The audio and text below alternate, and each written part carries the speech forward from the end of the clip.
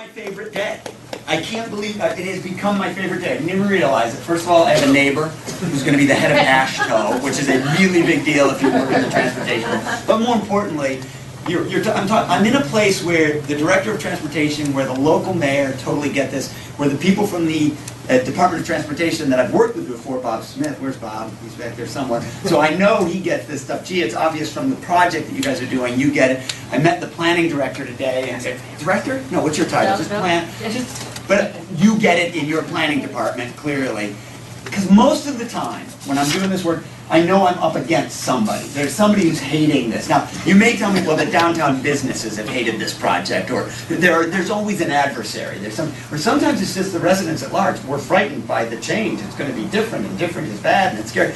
But when you have this kind of a group together, having the kinds of conversation we've already had this afternoon, just starting, it's really good news. And you just said this, Michael, but I had been thinking of it before you said it. I often hold up Rhode Island as an example. I say, you know, the Rhode Island DOT is doing this. You know, they're adopting these kinds of guidelines as their standards and things like that. People say, but that's Rhode Island. They're tiny. They're the size of one of our counties. Well, I'll say, then do it in one of your counties first. Prove that it works and roll it out statewide. I do not accept that as an answer because it's really about a philosophical position. What do you believe? Do you believe those words you just said a few minutes ago? If you as a state, a community, a region, a town believe that, you can make that work at any scale. New York City's doing a lot of really amazing stuff. That's the most urban city in the Western Hemisphere, perhaps, and they're doing it, right? Jeanette Sedek-Kahn, their director of transportation, is an innovator on what many of us would call complete streets principles. So I just don't buy the argument, well, it's Rhode Island, they don't count. On the contrary, I see this as a national model. So know that I, who go all over the country talking about this stuff, talk about you guys all the time. In fact, I use some of the photos you'll see here today around the country. If you'll allow me, if you'll indulge me for a few minutes, I'm going to open with a couple minutes on why the health department's in this conversation and why indeed I think they really are helping drive the bus on this conversation nationally, and should be. Okay? It's important context. I also, in doing that, want to give you all ammunition that is hard to push back on. Okay? It is hard to deny the health need, whatever your philosophical position on complete streets and transportation. So I'll do that. But then we have to ask the question, well, if we build it, will they come? If we build these nice bike trails and the bike lanes and all this silliness, are people going to actually get out there and use it? And I'm going to answer that definitively with an evidence-based argument that is yes. Okay, to be very clear, we have evidence. And in fact, again, I'll thank my public health colleagues, because that's where you read a lot of this research. And then I'm even going to answer the question that I will sometimes get, because this is the other pushback you'll sometimes get. This is all well and good, but Mark, we're a capitalist society. If this is what people want, wouldn't the market be directing us there? And I'm going to tell you that it is. That the market is saying this is exactly the style of community design that people want right now. And again, we have evidence. So what I really want to do, you all get it. We're kind of the choir in this room. I hope that I'm adding arrows to your quiver. That's what I want to be doing, including the health arrow. So let's start, though, the perspective with this little exercise, if you'll indulge me. Think back, please, to your earliest fond recollection of having been physically active as a youngster. And I really want you to play your memory tapes back as far as you can get. So think back to when, some of you have done this with me before, please indulge me. Little kids, you're tiny, not high school sports. Get it in your head. If you have to close your eyes and actually envision yourself as a little kid being active. Got it? If you have an image, turn to the person next to you and share those recollections right now. 10 seconds each. Go. It would be far more interesting to have continue those conversations and to listen to me for the next 30 minutes, but indulge me if you will, because there's a method to my madness. There's a reason I had you do that. I want to ask you a series of questions about your recollections. I want you to raise your hand if your answer is affirmative regarding what you recall. So, for example, did you recall an activity in which you were only with kids of the same age and gender? Same age and gender, hands up. How many remembered an activity that occurred at a scheduled time and place? Scheduled time and place. How many remember an activity that had to have an adult present to do it? How many remembered an activity that required a uniform that you either bought or received as part of a uniform? No. How many had to have an umpire or a referee present to do the activity? How many remember activities where there were kids of different ages and different genders? So it might have been boys and girls, older and younger, a mix. How many remember activities where there did not have to be an adult present necessarily? How many actually could not have gotten away with what they were doing if an adult had been present and tell the truth? A lot of you, right? Yeah, a lot of us have that. setting fires out in the woods at your fort or whatever, damming up a neighborhood creek, right? How many had a wheeled vehicle as part of your recollection? A bike, a trike, a scooter, a skateboard that you had built, something with wheels. Okay. How many remember water being part of your recollection? A fish pond, maybe a frozen pond, you're talking about ice rink, playing in the creek, okay. Ocean, clearly, the ocean state, I would hope, the ocean is some recollection. How many of you, if you'll allow me to use the term, remember being to some degree, when you were a little kid, a free-range kid? How many think, yeah, I was kind of a free-range kid? Not a rhetorical question yet. Good. Now, last two questions are the order of the day, so listen closely. How many of you believe the majority of children growing up in America today are free-range kids? Be honest. Look around.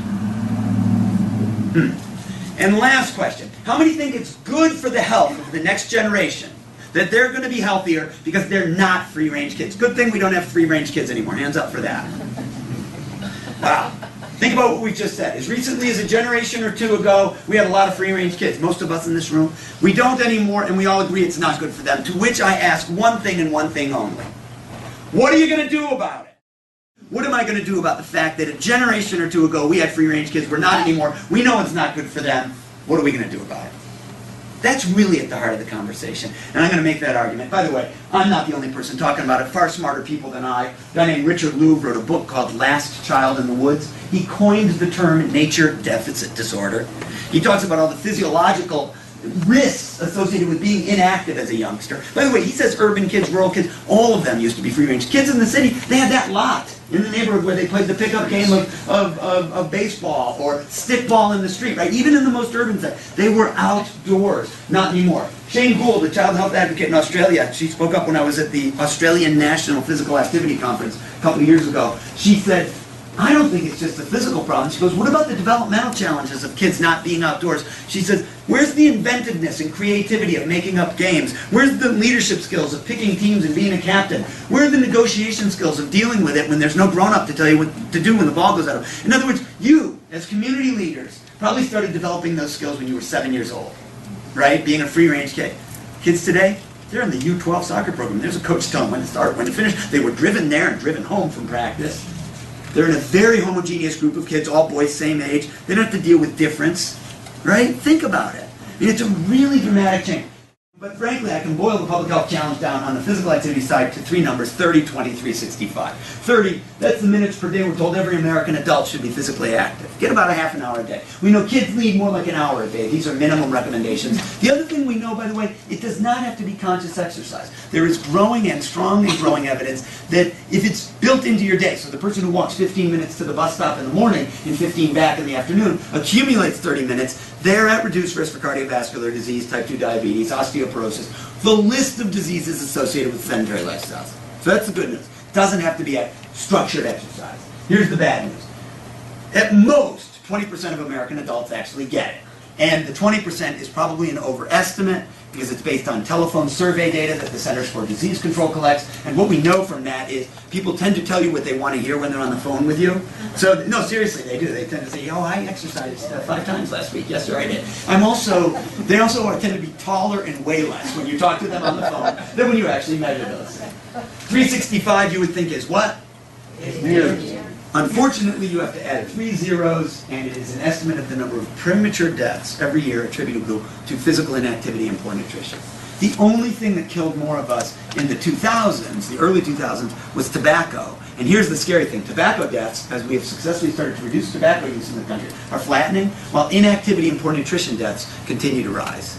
So really, in the current look at this data, in all probability, it's the #1 cause of premature death and disability in our society now. Physical inactivity and poor nutrition. So that leads to this question: if we build it, will they come? No. You're wrong, I believe. I believe the evidence says yes. And I read the research literature that includes journals like the American Journal of Public Health and the American Journal of Preventive Medicine, and where they do pretty rigorous looks at this. And they look at sort of cross-sectional data, they look at pre and post data, so they use natural experiments like there wasn't a trail here before, they built a trail, did it change physical activity rates in that community, things like that. And I'd say the short answer is more yes than no, but go for it. No, you're probably right, but the fallacy is that designers we were starting in the late 60s and early 70s, thought that by design you could affect social cultural change. But you can't. The two have to go together. Well, of course. But you're not going to get sociocultural change without the environmental change.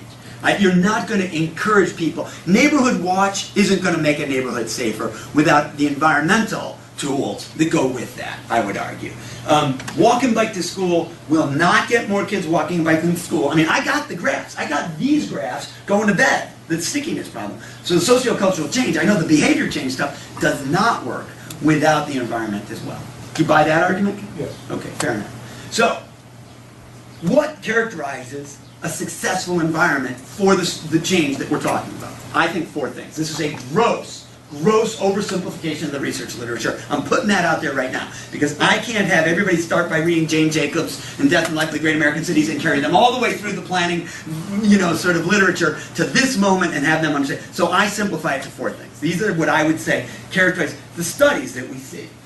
Greater variety of different kinds of uses in close proximity, mix of land use, we call that. Good connecting facilities for physically active transportation, which, by the way, I count as transit as part of that. Transit is part of the active transportation network. The destination, when I get to it, by its design, is designed to reward rather than punish you for showing up without a car. So I've gone from the macro scale, land use, to the corridors, connectivity of the network, to the site design, right, the actual details of the, and last but not least, there has to be a kind of a layer, a feeling of the safety, both safety from crime and safety from, sort of the physical, so the get run over. Both of those have to be there to acknowledge sort of the point I think you were making before.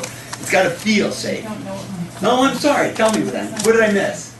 I only wanted to know that, you can say violent crime, and, Yep. and maybe you're not including something like sexual assault. Or You're not domestic taking violence. You're not taking into account how much is recorded Right, then right. versus now. Or even I mean, exposure data. Statistics, Sure. And one could even say exposure data. How many kids are outdoors now versus 30 years I mean, ago? I chose to move to a place where my kids could go out the door and I could say, come As home did with I. dinner. Yeah. You know. Right, exactly. Oh my gosh. So I just ran back as I was drinking my water. So, 4 things, and let me just illustrate largely with pictures from this area, from the North and South Kingstown workshop and so on. Land use, what we're talking about is what you would have traditionally seen in a downtown, right?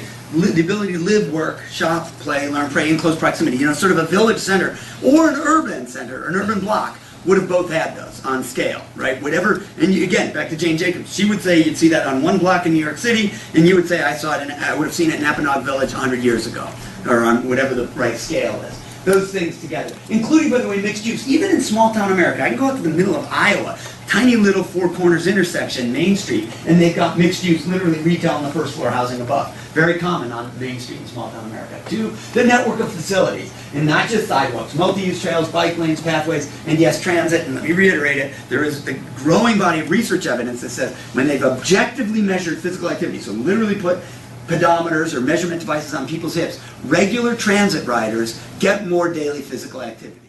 3rd, when I get to the destination, which of those rewards me for showing up as a pedestrian or a bicyclist, versus says you're supposed to show up in your car? And again, I'm not making fun of either of those, but I will say that our zoning ordinance has actually told us to build this. 250-foot setbacks, 7 parking spaces per 1,000 square feet of retail required. It was all just built in. No intended evil there. All unintended consequences of what we thought was good zoning and planning. And yet, the historic downtown was actually the environment was sort of inviting for us to get out and walk. And these are the things that you see in the research literature. Building at the street, parking behind, trees, benches, lighting. Now, I want to make a quick point. That's a Walgreens. I take pictures of Walgreens all over the United States. They're kind of an indicator species. Because you can get a Walgreens. And that's one from Portland, Oregon. You'll notice it's pulled up to the street. There was a small parking area, visually screened by that wall and greenery. Pedestrian scales, trees and lighting. There's a bike rack just out of view here. A pedestrian-oriented entrance. In other words, the only entrance doesn't just face a giant parking lot. That's all great, but you would say, Mark, that's Portland, Oregon, which we all know is a communist enclave. It's a bunch of socialists living out there and making get-bad stuff. We live in, a normal part of America, and we get the standard Walgreens. They wanted the corner lot, they want the big parking lot. It's not entirely standard. There's pedestrian access at the sidewalk. I went down and walked down, but, you can make the case that dominant architectural feature is still the parking lot. And, you know, sort of what happens is when we push back on them, we get stuff like more landscaping and things like that. And I'm not even making light. I hope this is not offensive, right? So you push back and they say, we'll give you trees, we'll give you... I know, I sit on a planning board. I mean, we had this wrestling match with CVS. It's identical. So I know how that stuff works. But here's the point.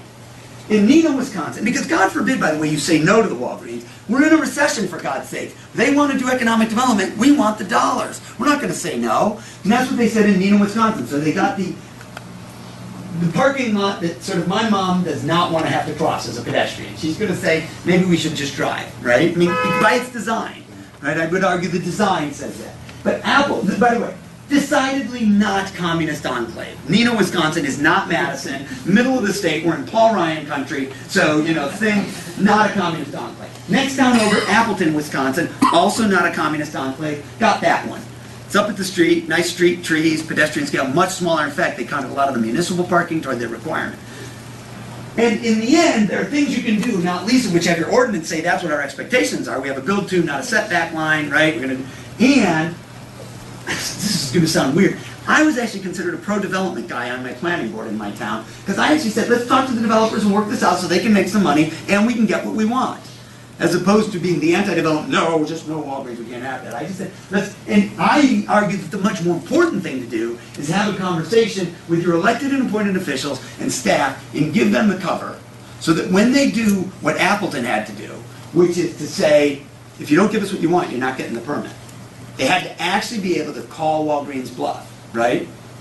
Because Walgreens will say to you, or any of the big boys, will say, no, that's not our standard. Our standard is the corner. We have the parking lot out in front. We'll give you the landscaping. And if you don't do that, we're walking with our application. Because, you know, West Warwick would like one of these.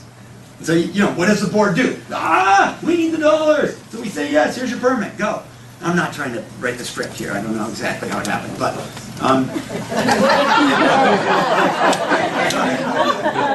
and here's the deal.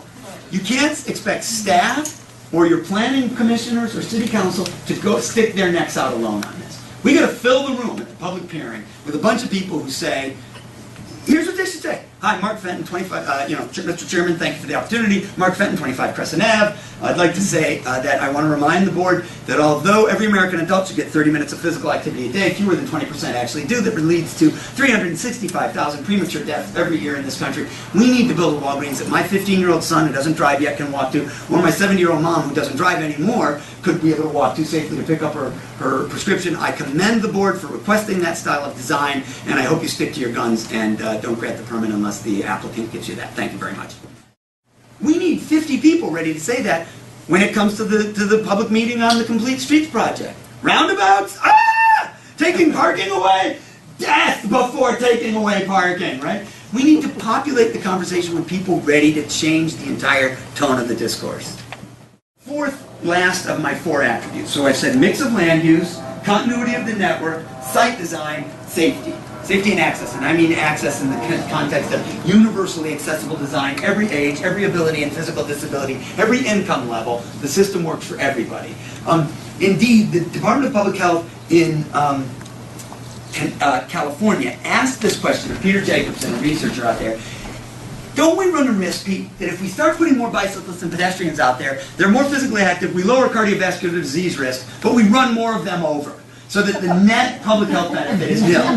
Which is a reasonable question. It's actually how public health people think. They say, what's the net benefit to society? So Peter looked at it, and what he found was looking at both the European and the US data. As you begin to shift and put more bicyclists and pedestrians on the road, fatality and injury rates per kilometer of exposure, whatever tool you use, goes down. Rates go down. And if you ask him what's the arrow of causality, and he says it's probably both.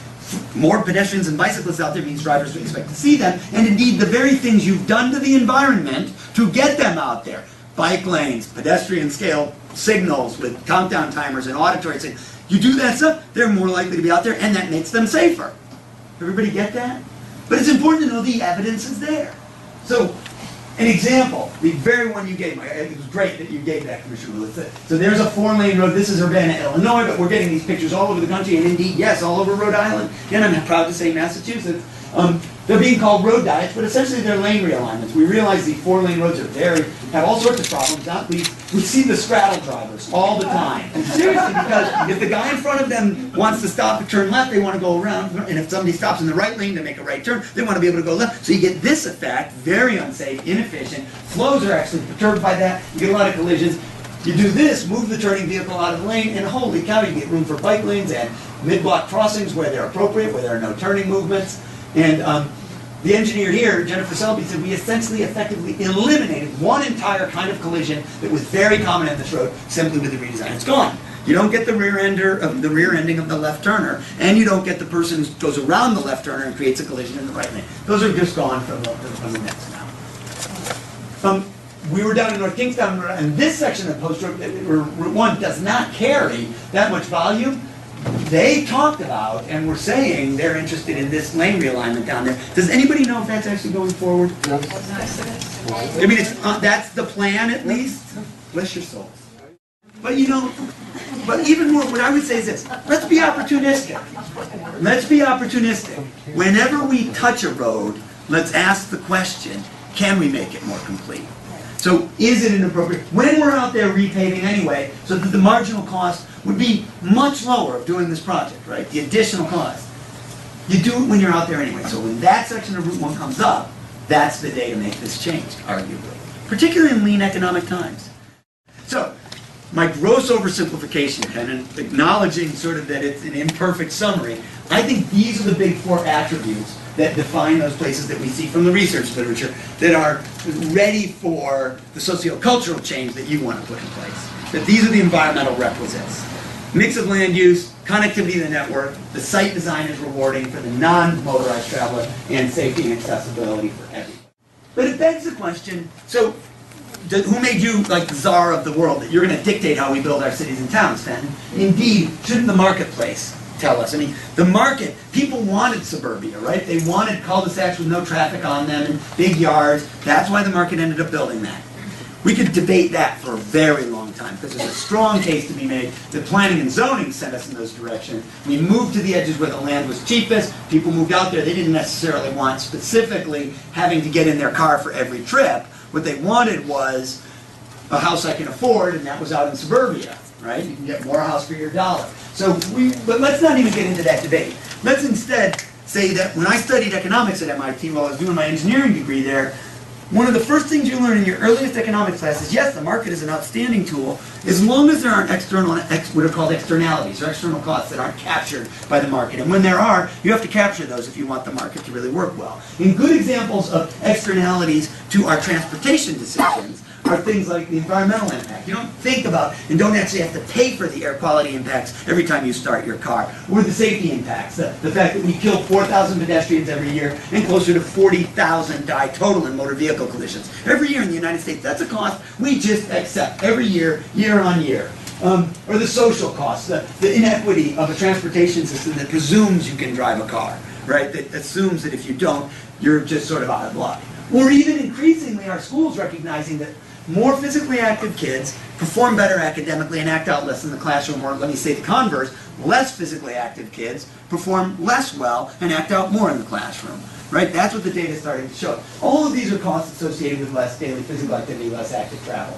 But we can go a step further and look at actually what the market is telling us. And we're seeing, for example, higher housing values in communities with higher, quote-unquote, walkability scores. This is a great website. Who's familiar with WalkScore? You guys, everybody write this down if you don't know this. It's a one-word website, WalkScore, all one word, .com. You can put in any address in the United States and get a score from 1 to 100 for the so-called walkability. It's a very imperfect instrument. Because, no, I'm admitting right now, it's not like, but it's better than not having it. And I know that because people go to it all the time to the extent that real estate companies are now tying to the WalkScore website. They actually link up. So if you're looking for a home, you can plug in and say, well, what's the walk score of this house that I'm looking at? Because people are asking for that. Indeed, this publication tells us that the next generation of home buyers, when they did sort of a survey and talked to realtors nationwide, a taste for urban or in-town living, public transportation, they wanted proximity to a park or a trail or a greenway. They want their kid to be able to walk or bike to school. Parents are telling them, and here's the interesting thing. Look at the picture, you guys. That's a woman on a bike with a baguette and sunflowers in the basket. My God, it looks like the Netherlands. It does not look like the United States. And to be critically clear, this is a publication not of the Sierra Club, but of the National Association of Realtors, who are business people who care about selling homes, right? That's what they're, and so my only point is, we have strong evidence the market is getting there. And, you know, you look at mayors like Mayor Avedizian, and it's clear that they are getting that this is an old model. That the kind of the big box store sort of, you know, strip mall model is one that all over the country we've got pictures of underutilized, you know, half-empty strip boxes. I don't know, which leads us to the closing stretch here. How our community is getting there. So let me make sure, are we comfortable with my arguments so far that we really do face an epidemic of physical inactivity which has meaningful health implications and quality of life implications and cost implications, and that simply telling people to exercise is not going to solve that? We've got 20 years worth of data. I could exhaust you with that.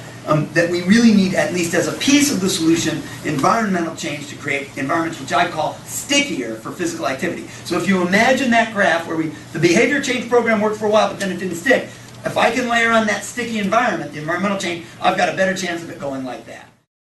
And I think these are the 5 initiatives we see in the successful communities around the country. So if you say, what characterizes the Portlands and the Boulders, but now the Columbia, Missouris, and the Burlington, Vermonts? In other words, it's not just the usual suspects anymore. These 5 things. What they're doing with their planning and zoning, complete streets, transportation trail networks that are transportation-oriented, not just recreation. The 5th one is really transportation demand management. It's policies to support bike and transit use. And comprehensive safe routes to school, which is really just a sub-piece of TDM, transportation demand management, but it's focused on kids, shifting child behavior for transportation. So those are the big 5. Last but not least, I just want to point out that we were talking about institutionalization of transit as a piece of the system. So that's the transportation demand management piece of the puzzle. I skipped over complete streets, home stretch. This baby is at the heart of it. I do not talk to a community in the country, state, any level, where MPO, whatever, that I don't say, even if you've adopted a complete streets policy, I guarantee you're not done yet. Because for the most part, we're not done. That's my observation around the country. So you guys know the premise. All users, all ages, all abilities, all income levels, accommodated every time we touch a road. Doesn't mean you strike a bike lane everywhere. It asks the question, what's the context, what are the surrounding land uses, what are the potential users, and what works for them. And it does say we can't just stay stuck in the old arterial collector local sort of hierarchy. We have to think differently, which is what context-sensitive design really says to do. Think more broadly. And it also says you don't let the 85th percentile dictate what the posted speed is. You say we have an intended speed because of the surrounding land uses, and we designed to that speed. Those are some fundamentals. So here's how I'm seeing communities move through this successfully. If you were to ask Mark, okay, so what do communities do? First phase is to just state it. Sometimes it's as soft as a whereas, be it resolved sort of policy statement by a mayor or a city council or some other governing entity. Whereas public health, physical activity, blah, blah, blah, the environment, transportation efficiency, be it resolved, we will always take into account all 4 uses. That is nice, it sets a tone, it's not a complete streets policy. Second is when the Public Works Department says, we also adopt the notion of thinking of all 4 user groups on every project. It's nice, but until the actual guidelines are changed, the actual, literally, the book says, yes, and speeds, and roads with low enough speeds and volumes, you can go down to 10-foot lanes. 10-foot lanes are not the end of the planet.